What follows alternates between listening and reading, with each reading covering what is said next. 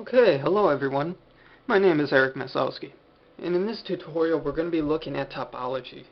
Topology is basically the flow of surfaces across your object. So, what we want to do first is we want to break up this guy's space into key areas. Now, what do I mean by key areas? Well, let's first take a look at an anatomy drawing. Now, looking at the muscles, we see how the muscles flow around certain key features. So our edge loops and our topology should have a similar flow to it, so that when we go to deform it, everything looks natural. So let's take a look at a very simple shape here and see how edges play a role in our surface. Okay, so I have a very simple plane here with an edge going down the middle. If I just drag one of these vertices up, you see that we get a very pronounced L shape. This is because the edge in the middle here is acting like a crease for this surface. Now if we go ahead and we turn this edge so that it joins the other two vertices, you see that we get a very different shape, or very different surface. So the lesson here is that we want to put an edge wherever we have a crease or a protrusion in the surface that we need to control. So if we jump back into Photoshop and take a look at this guy's face, the immediate places that we can start adding edges are at the wrinkles. So let's create a new layer.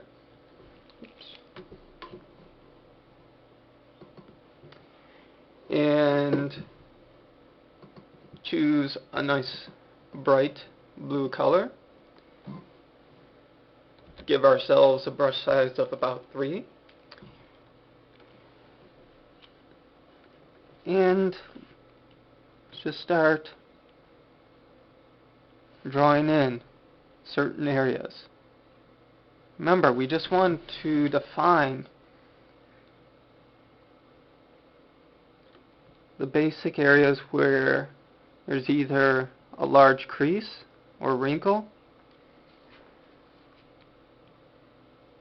or where there's a large protrusion.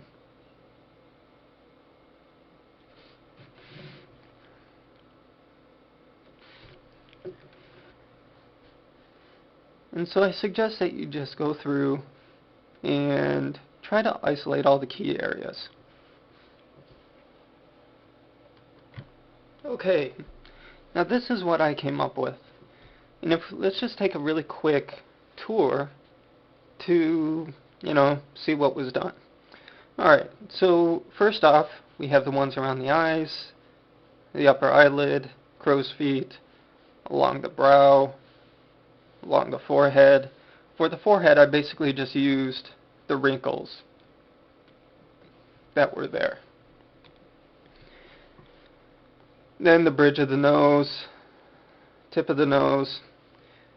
And you look here, this edge right here going over the cheek is representative of the cheekbone. So we're going to definitely need control over that, because it's a very important protrusion. It gives a lot of character and definition to the face. Similarly, right underneath it defines kind of like the indentation right underneath the cheekbone. So again, we're going to need that information. Then we have the nasal folds. And if we take a look at how the edges are going, they kind of allude to where they're going to join up. So this cheekbone one might come down to the side of the face. These two might join up. This one going all the way around the eye. That might join up, and so on. What we want to do at this point is we actually want to start drawing in our topology. This is a great planning stage before we get into actually modeling this character.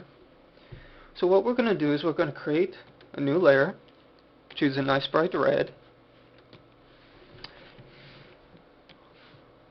zoom in a little bit too much,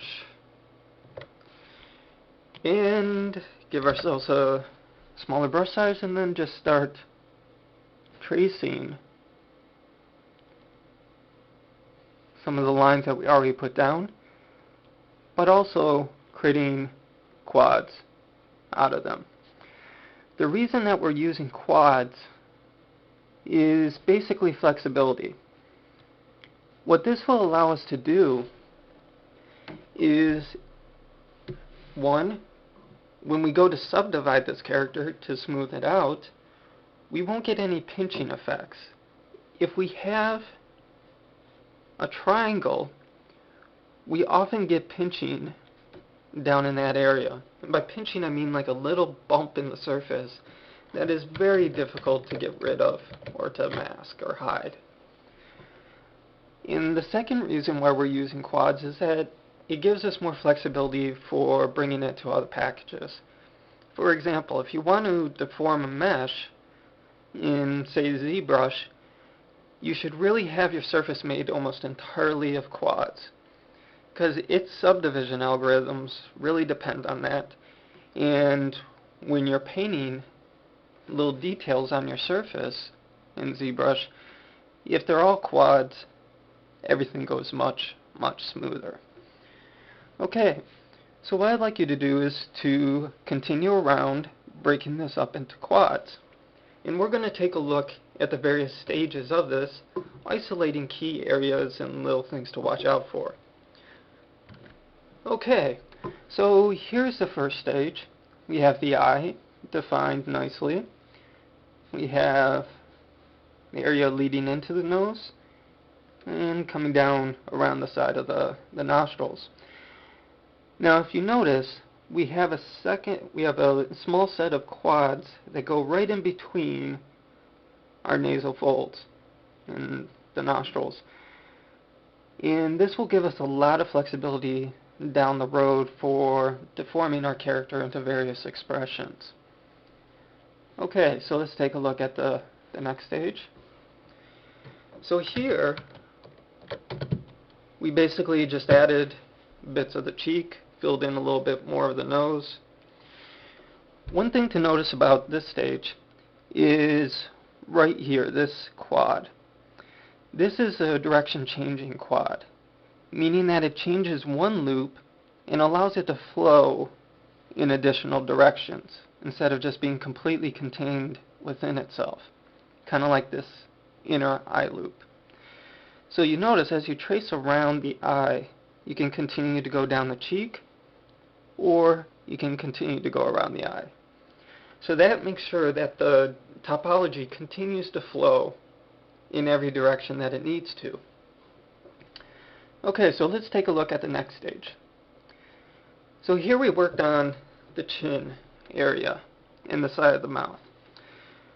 One thing to notice about this edge flow is this one going right from the nostrils down past the side of the mouth, dips down a little bit, and then up to the cleft of the chin.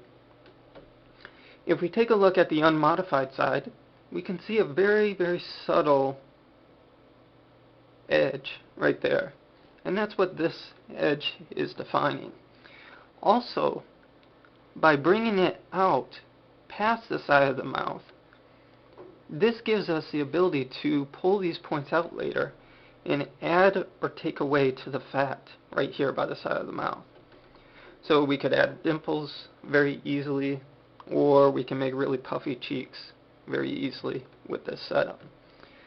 Okay, so let's take a look at the next step. Okay, so here we just filled in the forehead, which was very straightforward, just quick lines up. Then we went and filled in the top of the lip, or the upper lip. And if we take a look at the edge flow here, you'll notice that from the cheekbone comes around and then tries to branch in vertically, or approach the upper lip vertically. The reason for this is if we take a look at our anatomy drawing again, all the muscles coming out of the lip, or at least up here at the top, are coming out vertically. So we want to try to keep that sort of setup. Alright, now finally we have the nose. Now one thing you may run into while breaking up your face here is you may get into a situation where you don't really see how it can be broken up into quads, or strictly quads. One example is this nose, or the tip of the nose here. See, we have several points that we need to join up, and first instinct is to just continue this line all the way up, and then continue this one across. Now what that gives us is this little triangle right here. And as mentioned before, we're going to get a little pinching and a little bump right on the tip of the nose. Not a good place to have an artifact. So we need to look at this and try something else. Okay, so when you get into such a situation, again, go back to your guides and try to think of how the surface should flow. Forget about the quads for a minute. So in this case, we have the bridge of the nose coming down, but then we want it to wrap around underneath the nose. So we get something like this. Now that we have this, let's try attaching it to our existing edges. And then we can bring that one all the way across. So you can see now we have all quads, and also the surface flows, and when we mirror it, it'll flow back up and into the eye. So we satisfy all our requirements just by taking another approach to it.